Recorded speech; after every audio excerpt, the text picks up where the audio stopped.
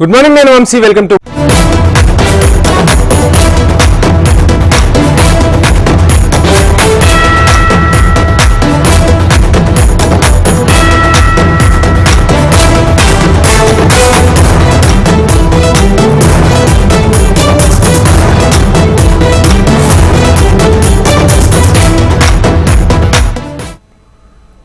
Breaking చూస్తున్నాం. Delhi airport లో ప్రమాదం చోటు చేసుకుంది. టెర్మినల్ 1 లో రూఫ్ కూలింది. శిథిలాల కింద నలుగురు చిక్కుకున్నట్టుగా తెలుస్తుంది. ఇప్పటికే ముగ్గురిని రెస్క్యూ టీం కాపాడింది. మరొకరి కోసం రెస్క్యూ సిబ్బంది తీవ్రంగా గాలిస్తున్నారు. ప్రమాద కారణంగా తాత్కాలికంగా ఎయిర్పోర్ట్ ను మూసివేశారు అధికారులు.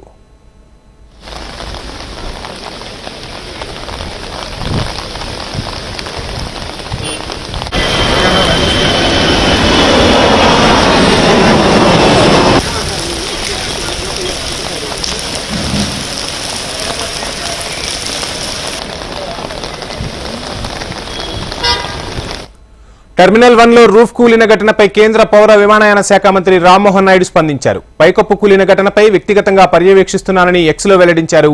టెర్మినల్ 1 వద్ద ఉన్న ప్రయాణికులు అందరికీ సహాయం వెంటనే అందించాలని అధికారులను ఆదేశించారు మంత్రి రామ్మోహన్ నాయుడు. గాయాల పాలైన వారిని ఆసుపత్రికి తరలించారు. సహాయక చర్యలు ముమ్మరంగా కొనసాగుతున్నాయి.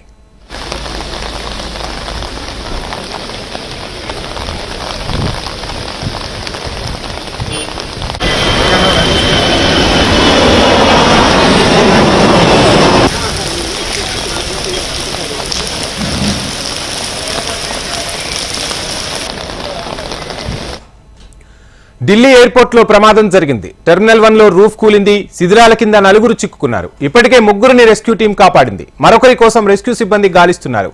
ప్రమాద కారణంగా తాత్కాలికంగా ఎయిర్పోర్ట్ ను మూసివేశారు అధికారులు.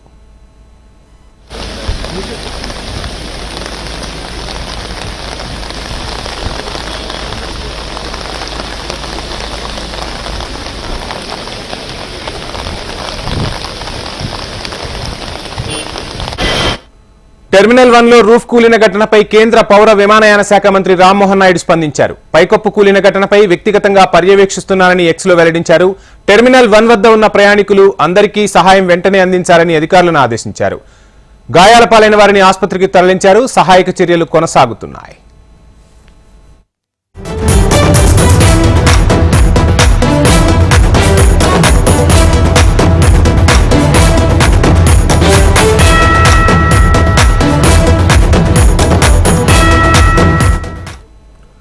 దేశ రాజధాని ఢిల్లీలో నిన్న ఉదయం నుంచి భారీ వర్షం కురుస్తోంది. భారీ వర్షంతో మునిర్కా, సరిత విహార్తో పాటు ఇతర ప్రాంతాలు జలమయమయ్యాయి. రోడ్లపైకి భారీగా వరద నీరు చేరడంతో వాహనదారులు తీవ్ర ఇబ్బందులు పడుతున్నారు. పలు ప్రాంతాల్లో ట్రాఫిక్ కు తీవ్ర అంతరాయం కలుగుతోంది. మరో 2 రోజుల పాటు ఢిల్లీలో భారీ వర్షం కురిసే అవకాశం ఉందని వాతావరణ శాఖ తెలిపింది. 30 నుంచి 40 కిలోమీటర్ల వేగంతో గాలులు వీస్తాయని, గజియాబాద్, ఇందిరాపురం, నోయిడా, గురుగ్రామ్ సహా ఢిల్లీలోని పలు ప్రాంతాల్లో సాధారణం నుంచి మోస్తారు వర్షాలు కురుస్తాయని వాతావరణ శాఖ వెల్లడించింది. రాబోయే కొద్ది రోజుల్లో ఢిల్లీలో గరిష్ట ఉష్ణోగ్రతలు 34 డిగ్రీల సెల్సియస్ కు చేరుకుంటాయని వాతావరణ శాఖ తెలిపింది.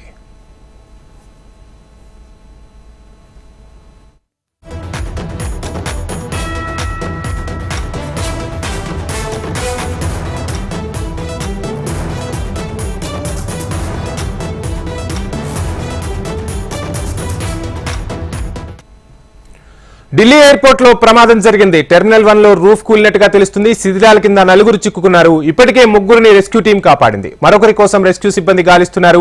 ప్రమాదం కారణంగా తాత్కాలికంగా ఎయిర్పోర్ట్ ను మూసివేశారు అధికారులు. ఇక ఇదే అంశానికి సంబంధించి ఓవరాల్ డీటెయిల్స్ అందించేందుకు మా ప్రతినిధి శిరీష్ జాయిన్ అవుతున్నారు. శిరీష్, చూస్తున్నాం వర్షాల కారణంగానే ఈ టెర్మినల్ 1 కూలిందా? ప్రమాదానికి గల కారణాలేంటి? ప్రస్తుతం పరిస్థితి ఎలా ఉంది? ఓవరాల్ డీటెయిల్స్ ఏంటి?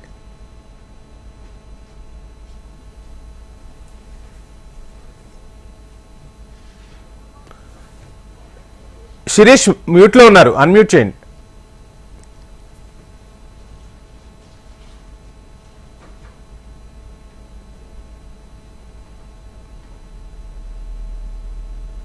వంశీ, ప్రస్తుతం అయితే దేశ రాజధాని ఢిల్లీలో కొంత వర్షం అనేది కూడా నెమ్మదించినప్పటికీ కూడా నిన్న అర్ధరాత్రి నుంచి భారీ స్థాయిలో వర్షం అనేది కూడా కురిసింది. అయితే రికార్డు స్థాయిలో వర్షం కురియడంతో కూడా చాలా ప్రాంతాలు కూడా జలమయ్యాయి. మీరు చూడొచ్చు, ఢిల్లీ ఎయిర్పోర్ట్ లో ఇటీవల ఏర్పాటు చేసిన రూఫ్ టాప్ ఏదైతే ఉందో అది కొంత భాగం అంటే వాహనాల పార్కింగ్ ఏరియాలో ఉన్న కొంత భాగం కుప్పకూలి వాహనాలపై పడడంతో 6గురికి తీవ్ర గాయాలై ఒకరు చనిపోయారు. మిగిలిన ప్రాంతంలో ఉన్న రూఫ్ టాప్ ఏదైతే ఉందో ఆ పైన ఉన్నది మొత్తం కూడా చినిగిపోయి అక్కడి నుంచి వర్షం అనేది కూడా పడుతుంది. అయితే పరిమితి మించి వర్షం పడడంతో ఈ ప్రమాదం అనేది కూడా చోటు చేసుకుంది. అయితే ఈ తెల్లవారుజామున 5:30 ప్రాంతంలో ఈ ఘటన అనేది కూడా జరిగినట్లుగా కూడా సమాచారం కూడా అందింది. అయితే ట్యాక్సీలతో సహా పలు కార్లపై కూడా ఈ రూఫ్ టాప్ దానికి సంబంధించిన శిథిలాలన్నింటి కూడా పడడంతో తీవ్రంగా గాయపడ్డారు. ఒక వ్యక్తి శిథిలాల కింద చిక్కుకున్నాడు. వెంటనే ఘటనా స్థలానికి చేరుకున్న అగ్నిమాపక సిబ్బంది సహాయక చర్యలతో ఆయన్ని రక్షించారు. అయితే వాహనాలన్నిటి కూడా చాలా వరకు కూడా దెబ్బతిన్నట్లుగా కూడా అగ్నిమాపక శాఖ అధికారులు చెప్తున్నారు. అయితే నిన్న రాత్రి నుంచి కూడా వర్షాలన్నిటి కూడా కురుస్తున్నాయి. ఇప్పటి వరకు కూడా భీకర ఎండలతో అల్లాడిన ఢిల్లీ ప్రజలతో రాత్రి నుంచి కూడా ఆగకుండా కురుస్తున్న వర్షంతో పలు ప్రాంతాలన్నిటి కూడా జలమయమయ్యాయి. ముఖ్యంగా ప్రధాన రహదారులు ఏవైతే ఉన్నాయో ప్రధాన రహదారుల దగ్గర రోడ్లపైన వాటర్ అనేది మోకాలు ఎత్తు నిలిచిపోవడంతో వాహనదారులన్నిటి కూడా తీవ్ర ఇబ్బందులు పడుతున్నారు. ఎక్కడికక్కడ కూడా వాహనాలన్నిటి కూడా నిలిచిపోయాయి. పలు ప్రాంతాల్లో కొంత ట్రాఫిక్ జామ్ పరిస్థితి అనేది కూడా చోటు చేసుకుంది. ఎన్డీఆర్ఎఫ్ సిబ్బందితో పాటు ఎన్డీఎంసీ సిబ్బంది కూడా వాటర్ లాగింగ్ ను తొలగించేందుకు ప్రయత్నాలు కూడా చేస్తున్నప్పటికీ కూడా పరిమితికి మించి వర్షం అనేది కూడా పడడంతో రికార్డు స్థాయిలో వర్షం పడడంతో కొంత ఈ వాటర్ లాగింగ్స్ అనేటివి కూడా ఏర్పడ్డట్టుగా కూడా చెప్తున్నారు. పలు ప్రాంతాల్లో నీటిలోనే వాహనాలన్నింటి కూడా మునిగిపోయిన దృశ్యాలన్నింటి కూడా కనపడుతున్నాయి. ప్రస్తుతానికి అయితే ఈ టెర్మినల్ 1 లో ఈ ఏదైతే రూఫ్ టాప్ ఏదైతే కూలిందో దాన్ని పర్యవేక్షించేందుకు కేంద్ర పౌర విమానయాన శాఖ మంత్రి రామ్మోహన్ నాయుడు మరికొద్ది సేపట్లో అక్కడికి చేరుకుంటున్నారు. అక్కడ అధికారులతోటి ఆయన సమీక్ష అనేది కూడా జరుపుతారు. అయితే పనులలో నాణ్యత అనేది కూడా లేకపోవడం వలన లేకపోతే మరే కారణంగా ఇది కూలింది అనే దానిపైన కూడా ప్రస్తుతం అయితే విచారణ అనేది కూడా జరుగుతోంది. సో దానికి సంబంధించిన కాంట్రాక్టర్ సిబ్బంది ఎవరైతే ఉన్నారో వాళ్ళని కూడా విచారించే అవకాశాలు ఏంటి కూడా కనపడుతున్నాయి. పూర్తి స్థాయిలో నివేదికను ప్రధానికి ఆయన అందజేయనున్నారు. సో దేశ రాజధాని ఢిల్లీలో ఇటువంటి పరిస్థితి అనేది కూడా నెలకొనడంతో ఎందుకు ఈ సిచ్యువేషన్ అనేది కూడా నెలకొంది అనేది కూడా విజువల్స్ లో అయితే పైన ఏదైతే రూఫ్ టాప్ కు చిల్లులు పడి అక్కడ నుంచి ధారాళంగా వర్షం కురుస్తున్న పరిస్థితి అనేది కూడా ఉంది. అయితే వర్షం అనేది ఎందుకు అంత పైన ఒక్కసారిగా స్ట్రక్ అయిపోయింది, వర్షం నీరు స్ట్రక్ అయిపోయింది, దాని వల్లనే ఇది కుప్పకూలినట్టుగా కూడా భావిస్తున్నారు. అంటే ఆ వెయిట్ కు అది ఆపలేక కూలినట్లుగా కూడా తెలుస్తున్నారు. ప్రస్తుతానికి అయితే సహాయక చర్యలు కూడా పూర్తయ్యాయి. తిరిగి అక్కడ ట్రాఫిక్ ను పునరుద్ధరించడం కూడా జరిగింది. శిరీష్, చూస్తున్నాం ఇంకా 2 రోజులు కూడా వర్షం కురిసే అవకాశం ఉందని వాతావరణ శాఖ తెలుపుతోంది. ఈ నేపథ్యంలో ప్రజలకు ఎలాంటి అలర్ట్ జారీ చేశారు? డీటెయిల్స్ ఏంటి? అయితే ఇది ఊహించకుండా అర్ధరాత్రి నుంచి కూడా ప్రారంభమైంది కాబట్టి వర్షం చాలా ప్రాంతాల్లో కూడా ఈ ప్రస్తుత పాఠశాలలకు సెలవులన్నిటి కూడా కొనసాగుతున్నాయి. ప్రభుత్వ కార్యాలయాలు మాత్రమే ఉన్నాయి. పలు ప్రభుత్వ కార్యాలయాలకు సంబంధించిన రోడ్లు మొత్తం జలమయమయ్యాయి. ముఖ్యంగా సివిల్ ఏవియేషన్ మినిస్ట్రీ దగ్గర కూడా అసలు మినిస్ట్రీ లోపలికి మినిస్ట్రీ ముందున్న రోడ్డు మొత్తం కూడా జలమయం అయిపోయింది. సో మోకాలి లోతు నీరు అనేది కూడా నిలిచిపోవడంతో వాహనదారులు తీవ్ర ఇబ్బందులు పడ్డారు. అయితే ఈ వర్షాలన్నింటి కూడా మరొక 2-3 రోజులు కూడా కొనసాగే అవకాశం ఉంది కాబట్టి లోతట్టు ప్రాంతాల ప్రజలు సురక్షిత ప్రాంతాలకు వెళ్ళాలి. కొంత ఎక్కడెక్కడైతే వాటర్ లాగింగ్స్ అనేవి కూడా ఏర్పడ్డాయో వాటిని నివారించేందుకు వాహనదారులు అవసరమైతే బస్సులు అట్లాంటి వాటిని వినియోగించండి తప్ప 2 వీలర్స్ ఇట్లాంటి వాటిని వినియోగించొద్దని చెప్పేసి కూడా అడ్వైజరీ జారీ చేశారు. ప్రస్తుతం అయితే పరిస్థితిని సమీక్షిస్తున్నారు. ఢిల్లీ లెఫ్టినెంట్ గవర్నర్ ప్రస్తుతం ఈ వాటర్ లాగింగ్ సంబంధించిన సిచ్యువేషన్ ను రివ్యూ చేస్తున్నారు. ఇటు కేంద్ర హోంశాఖ ఢిల్లీ ఎన్సీఆర్ అనేది కేంద్ర హోంశాఖ పరిధిలోకి కూడా వస్తుంది కాబట్టి ఇక్కడ ఎన్డీఆర్ఎఫ్ సిబ్బందిని కూడా వాళ్ళు అలర్ట్ చేయడం కూడా జరిగింది. Thank you Sirish.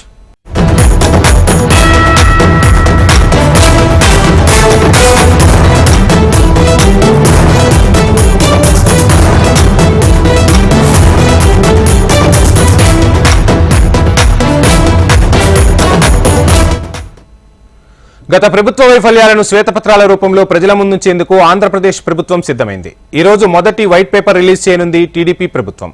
వైసీపీ ప్రభుత్వ వ్యవస్థలను ఎలా ధ్వంసం చేసిందో ప్రజలకు వివరిస్తామంటున్నారు ప్రభుత్వ పెద్దలు.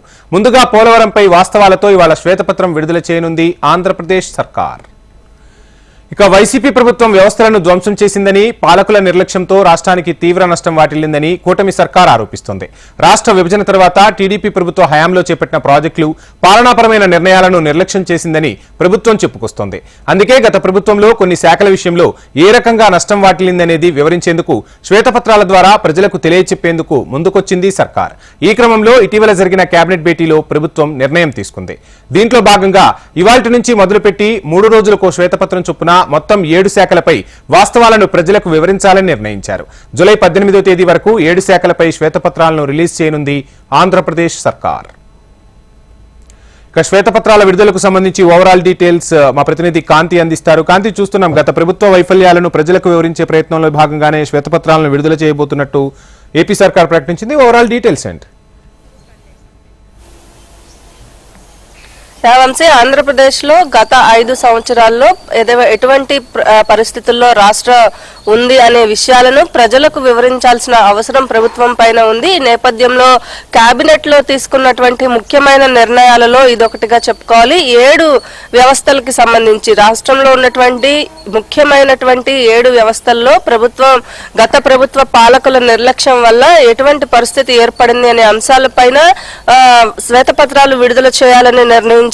ఇందులో భాగంగా ఈ రోజు మొదటి శ్వేతపత్రం విడుదల చేయబోతూ ఉన్నారు. దీనికి సంబంధించి ఏదైతే పోలవరం జాతీయ ప్రాజెక్ట్ గా ముందుకు వెళ్లిన నేపథ్యంలో గత టీడీపీ హయాంలో పనులను దాదాపు 70% పూర్తి చేసిన పనులను గత 5 సంవత్సరాల్లో నిర్వీర్యం చేయడం కారణంగా అక్కడ ఏర్పడినటువంటి లోటుపాట్లు, అలాగే కాపర్ డ్యామ్ కి సంబంధించినటువంటి ఏవైతే పనులు ఆగిపోవడం వల్ల, అలాగే కింద తీసుకువచ్చి ఇసుక లాంటివి వేయడం వల్ల అక్కడ ఎటువంటి పరిస్థితులు ఏర్పడినాయి. అలాగే పోలవరం స్థితిగతుల పైన ఇప్పటికే ముఖ్యమంత్రి చంద్రబాబు నాయుడు క్షేత్రస్థాయి పరిశీలనకు వెళ్లారు. పరిశీలన తరువాత వచ్చినటువంటి వాస్తవాలను ఇప్పటికే అధికారులతో సమీక్షించడము, దాంతో పాటుగా పోలవరం ప్రాజెక్టు పనులు ప్రారంభించాలంటే ఎంత వ్యయం అవుతోంది, ఈ నిర్లక్ష్యం కారణంగా ప్రస్తుతం మరొక ఆర్థిక భారం పోలవరం ప్రాజెక్టుకి సంబంధించి వ్యయం పెరగడంతో పాటు పనులు పూర్తయిన పనులన్నింటినీ కూడా తిరిగి మళ్లీ చేయాల్సిన పరిస్థితి ఏర్పడింది. గత పాలకుల నిర్లక్ష్యం దాదాపు 5 సంవత్సరాల పాటు పోలవరం పైన ఏదైతే నిర్వీర్యం చేయడంతో ఈ పరిస్థితి ఏర్పడింది. ఈ విషయాలన్నీ కూడా ప్రభుత్వం నుంచి ప్రజలకు కాంతి, చూస్తున్నాం. ఒక రకంగా చెప్పాలంటే రాష్ట్ర ఆర్థిక వ్యవస్థ అస్తవ్యస్తమైందని కొత్త సర్కార్ ఆరోపణలు గుప్పిస్తోంది. అంటే ప్రభుత్వ పథకాలకు కేంద్రం నుంచి వచ్చిన నిధులు కూడా దుర్వినియోగమయ్యాయని నిన్న డిప్యూటీ సీఎం పవన్ కళ్యాణ్ అధికారులతో సమీక్ష సమావేశంలో కూడా కొన్ని కీలక వ్యాఖ్యలు చేశారు. దీనిపై కూడా శ్వేతపత్రం విడుదల చేసే అవకాశం ఉందంటారా? ఖచ్చితంగా ఏవైతే 7 శాఖలకి సంబంధించి, ఒకటి పోలవరం, రెండోది అమరావతి, మూడవది ఆర్థిక వ్యవస్థ, అలాగే లిక్కర్, ఇసుక, మొత్తంగా 7 అంశాలకి సంబంధించినటువంటి వాటిపైన శ్వేతపత్రాలు విడుదల చేసేందుకు సిద్ధమైంది. అందులో ఈ రోజు మొదటిది పోలవరం అయితే జూలై 18వ తేదీ లోపు మిగిలిన 6 అంశాలకి సంబంధించి శ్వేతపత్రాలు విడుదల చేసేందుకు ప్రభుత్వం సిద్ధంగా ఉంది. దీనికి సంబంధించినటువంటి రివ్యూస్ తో పాటుగా ఇప్పుడు ప్రస్తుతం ప్రభుత్వం ఆ పనిని పూర్తి చేయాలన్నా, లేకపోతే ఆర్థిక వ్యవస్థను లోటు బడ్జెట్ లో ఉన్న దాన్ని తిరిగి పొందపరచాలన్నా ఎంత సమయం పడుతుంది అనే అంశాలను కూడా ప్రజలకు వివరించబోతోంది. అలాగే పోలవరం ప్రాజెక్టుకి సంబంధించినటువంటి ఇప్పుడు గనక మళ్లీ తిరిగి పనులు ప్రారంభించినట్లయితే దాదాపు 4 సంవత్సరాలు పట్టే అవకాశం ఉంది. 2 ఏళ్లలో పూర్తి అవ్వాల్సింది ఇప్పుడు 4 సంవత్సరాలు ఈ వర్క్స్ అన్ని కూడా తిరిగి ప్రారంభించడం వల్ల పట్టే అవకాశం ఉంది. దీనికి సంబంధించి ఇప్పటికే రివ్యూస్ నిర్వహించడంతో పాటుగా కేంద్రం నుంచి కూడా నిపుణుల బృందం వచ్చి పోలవరం పరిశీలనకు రాబోతోంది. ఈ నేపథ్యంలో ఎంత వ్యయం అవుతుంది అనే అంశాలను ప్రజలకు వివరించేందుకు సిద్ధమయ్యారు. అలాగే మిగిలిన అంశాలు, ఆర్థిక వ్యవస్థ పూర్తిగా కుంటుపడింది, రాష్ట్ర అభివృద్ధి అనేది ఎక్కడా లేదు, సంక్షేమ పథకాల పేరుతోటి వచ్చిన నిధులన్నింటినీ కూడా మళ్లింపు చేయడం వల్ల అలాగే ఈ పరిస్థితి ఏర్పడింది. అలాగే ఆర్థిక వ్యవస్థను బాగు చేయడానికి కొత్త కంపెనీస్ కానీ ఇండస్ట్రీస్ ఏవి కూడా రాష్ట్రానికి తీసుకురాలేకపోవడం ఒక ప్రాబ్లం గా చెప్తూ ఉన్నారు. అయితే ప్రస్తుతం వీటిలన్నిటిని డెవలప్మెంట్ చేయాలి అంటే ఎంతవరకు వ్యయం అవుతోంది, అలాగే ఎక్కడి నుంచి ఏదైతే దీనికి కావాల్సినటువంటి నిధులను తీసుకురావాలి అనే అంశాలపైన కూడా పూర్తిగా శ్వేతపత్రాలు రిలీజ్ చేసేందుకు ప్రభుత్వం సిద్ధమైంది. ఈ నేపథ్యంలో 7 అంశాలకి సంబంధించినటువంటి అంశాలను 3 రోజులకు ఒకటి చొప్పున దాదాపు 18వ తారీఖులోపు అన్ని శ్వేతపత్రాలను రిలీజ్ చేసేందుకు ప్రభుత్వం సిద్ధమైంది. వంశీ, థ్యాంక్ యూ కాంతి.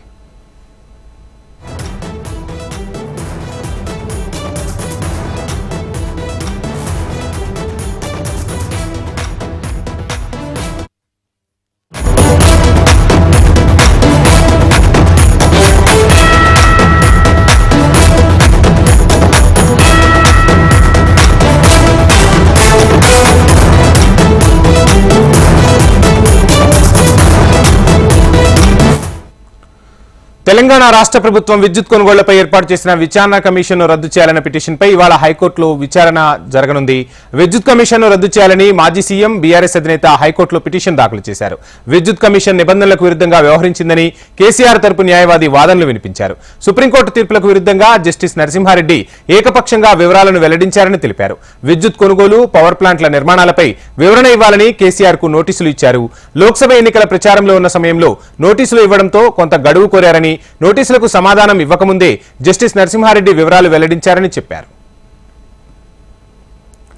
తెలంగాణ రాష్ట్రం ఏర్పడిన సమయంలో విద్యుత్ కొరత తీవ్రంగా ఉండటంతో ఎలక్ట్రిసిటీ రెగ్యులేటరీ కమిషన్ నిర్ణయం తీసుకున్న తర్వాతే విద్యుత్ కొనుగోళ్లు జరిగాయని కేసీఆర్ తరపు న్యాయవాది తెలిపారు. ఏఆర్సీ కూడా జ్యుడిషియరీ సంస్థ భద్రాద్రి, యాదాద్రి పవర్ ప్లాంట్ నిర్మాణంలో సాంకేతిక లోపాలున్నాయని కమిషన్ తెలిపింది. దేశంలో ఎన్నో పవర్ ప్లాంట్లను ఈ పద్ధతి ప్రకారం నిర్మించారని, పవర్ ప్లాంట్ల నిర్మాణానికి జాతీయ హరిత ట్రిబ్యునల్ అనుమతి కూడా ఉందని, ఎలక్ట్రిసిటీ రెగ్యులేషన్ కమిషనర్ నిర్ణయాలపై ప్రత్యేకంగా కమిషన్ వేయవద్దని తెలిసినా ప్రభుత్వం జీవో విడుదల చేసిందని కేసీఆర్ తరపు న్యాయవాది కోర్టు దృష్టికి తీసుకొచ్చారు. అయితే జ్యుడిషియల్ కమిషన్ విచారణ చేస్తే తప్పేంటని హైకోర్టు ప్రశ్నించింది. ఎంక్వైరీ రిపోర్ట్ వచ్చిన తర్వాత దాన్ని అసెంబ్లీలో ప్రవేశపెట్టాక దానిపై చర్చించవచ్చునని సూచించింది. ఇవాళ కోర్టులో విచారణ కొనసాగించనున్నారు. ఇదే అంశానికి సంబంధించి ఓవరాల్ డీటెయిల్స్ మా ప్రతినిధి ప్రవీణ్ అందిస్తారు. ప్రవీణ్, ఇప్పటివరకు విద్యుత్ కొనుగోలు అంశం మాత్రం ఒక రాష్ట్ర రాజకీయాల్లో మాత్రం కీలక పరిణామం అని చెప్పుకోవచ్చు.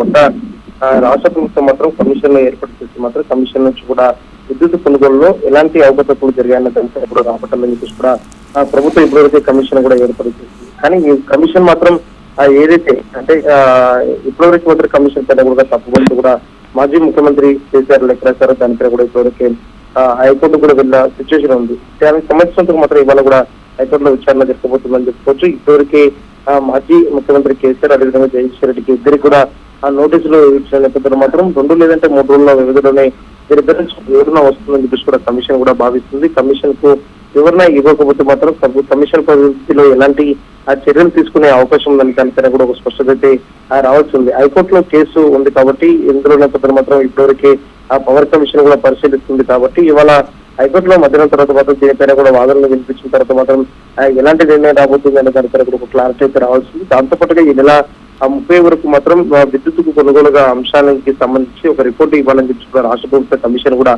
కోరింది కాబట్టి కమిషన్ కు సంబంధించిన మాత్రం ఇంకా కొంత సమయం కావాలని చెప్పి కూడా రాష్ట్ర ప్రభుత్వాన్ని కూడా కోరే అవకాశం ఉంది. ఒకవేళ రాష్ట్ర ప్రభుత్వంని గడువు కోరితే మాత్రం ఎన్ని రోజుల పాటు కూడా ఇంకా సమయం ఇవ్వబోతుంది రాష్ట్ర ప్రభుత్వం అనే దానిపైన కూడా ఒక క్లారిటీ అయితే రావాల్సింది. కమిషన్ మాత్రం ఇప్పటివరకు 27 మందిని కూడా విచారణకు రావాలని చెప్పి కూడా ఇప్పటివరకు ఆదేశాలు కూడా జారీ చేస్తున్న నేపథ్యంలో మనందరి నుంచి కూడా ఒక ఫీడ్బ్యాక్ అయితే తీసుకుందని చెప్పుకోవచ్చు. Commission thank you Praveen.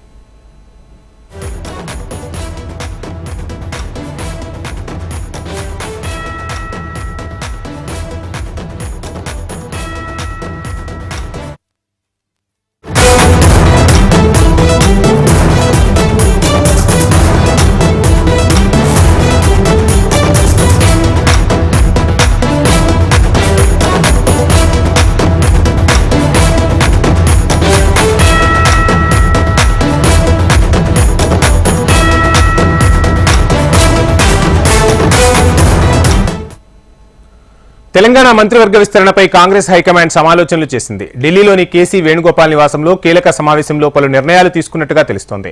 వారం రోజుల తర్వాతనే పీసీసీ చీఫ్ నియామకం ఉండే అవకాశం ఉంది. అయితే నిన్న జరిగిన సమావేశంలో మంత్రివర్గ విస్తరణపైనే చర్చించినట్లు సమాచారం.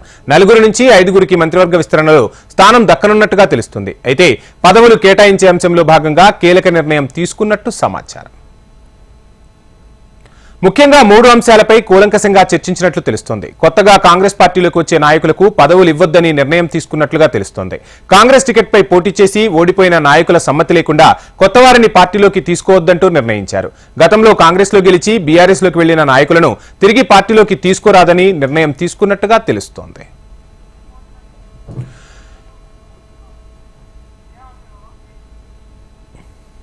ముఖ్యమంత్రి గారు శ్రీ రేవంత్ రెడ్డి గారు, అట్లాగే ఇన్ఛార్జ్ దీపాదాస్ మున్షి గారు, ఉత్తమ్ కుమార్ రెడ్డి గారు మనం కలిశాం.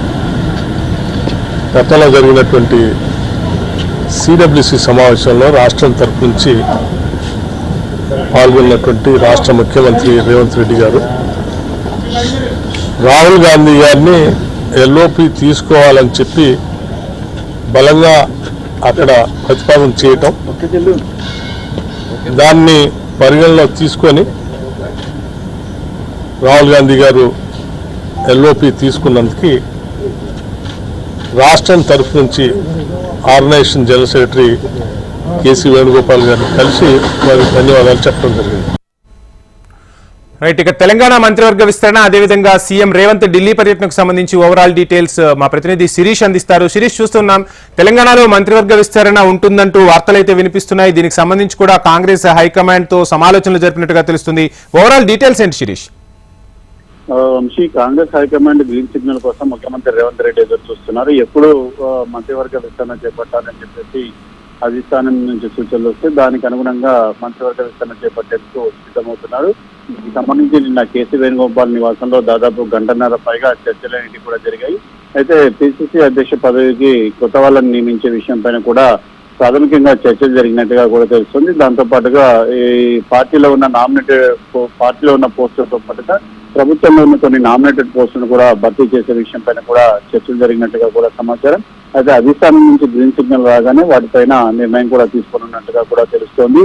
ముఖ్యంగా మంత్రివర్గాన్ని విస్తరించాలనే డిమాండ్ అనేది కూడా ప్రముఖంగా వినిపిస్తుంది. అయితే బీఆర్ఎస్ నుంచి వచ్చే ఎమ్మెల్యేలను పార్టీలో చేర్చుకునే విషయం పైన అధిష్టానం గ్రీన్ సిగ్నల్ ఇచ్చినప్పటికీ గతంలో కాంగ్రెస్ పార్టీలో గెలిచి బీఆర్ఎస్ లోకి వెళ్లి మళ్ళీ బీఆర్ఎస్ లోకి వచ్చే ప్రయత్నం ఎవరైతే చేస్తున్నారో వాళ్ళని మాత్రం పార్టీలోకి తీసుకునే విషయంలో మాత్రం ఎటువంటి మొహమాటానికి పోవద్దు అని చెప్పేసి కూడా కాంగ్రెస్ పార్టీ నిర్ణయించుకున్నట్టుగా తెలుస్తుంది. ఇప్పుడు సవితా ఇందారెడ్డి లాంటి వాళ్ళు ఉన్నారు, వాళ్ళు కాంగ్రెస్ లో గెలిచి బీఆర్ఎస్ లోకి వెళ్ళారు, ఇప్పుడు మళ్ళీ అక్కడ గెలిచారు. కాబట్టి అలాంటి వాళ్ళని తీసుకునే విషయం పైన మాత్రం ఎట్టి పరిస్థితుల్లో కూడా తీసుకోవద్దు అని చెప్పేసి కూడా నిర్ణయానికి వచ్చినట్లుగా కూడా తెలుస్తుంది. సో ఓవరాల్ గా చూసినట్లయితే ఇటు మంత్రివర్గ విస్తరణ పైన కొంత స్పష్టత అనేది కూడా వచ్చినప్పటికీ ఈ రోజు మరోసారి చర్చలు జరిగే అవకాశం కూడా ఉంది. అవసరాన్ని బట్టి ఈ రోజు మరోసారి చర్చలు జరగవచ్చు అని చెప్పి తెలుస్తుంది. ఎందుకంటే ముఖ్యమంత్రి రేవంత్ రెడ్డి ఈ రోజు ఢిల్లీ నుంచి హైదరాబాద్ రావాల్సింది, కానీ ఆయన పర్యటనను రద్దు చేసుకున్నారు. రేపు వారి వరంగల్ పర్యటనకు వెళ్తున్నారు. కాబట్టి ఈ రోజు కూడా అవసరాన్ని బట్టి కేసీ వేణుగోపాల్ నివాసంలో తదుపరి రౌండ్ చర్చలు జరిగే అవకాశం ఉంది. ప్రస్తుతానికి అయితే డిప్యూటీ సీఎం అదేవిధంగా ఉత్తమ్ కుమార్ రెడ్డి వీళ్ళు ముగ్గురు కూడా ఢిల్లీలోనే ఉన్నారు. సో మా అధిష్టానం ఎప్పుడు పిలిస్తే అప్పుడు వాళ్ళు చర్చకు వెళ్లే అవకాశం ఉంది. ప్రస్తుతం పార్లమెంట్ సమావేశాలు జరుగుతున్నాయి కాబట్టి రాహుల్ గాంధీ, సోనియా గాంధీతో పాటు వీళ్ళందరూ కూడా పార్లమెంట్ సమావేశాల్లో బిజీగా ఉన్నారు. సో వన్స్ అక్కడ ఫ్రీ అయిన తర్వాత దీనిపైన చర్చలు జరిగే అవకాశం ఉంది. Thank you Sirish.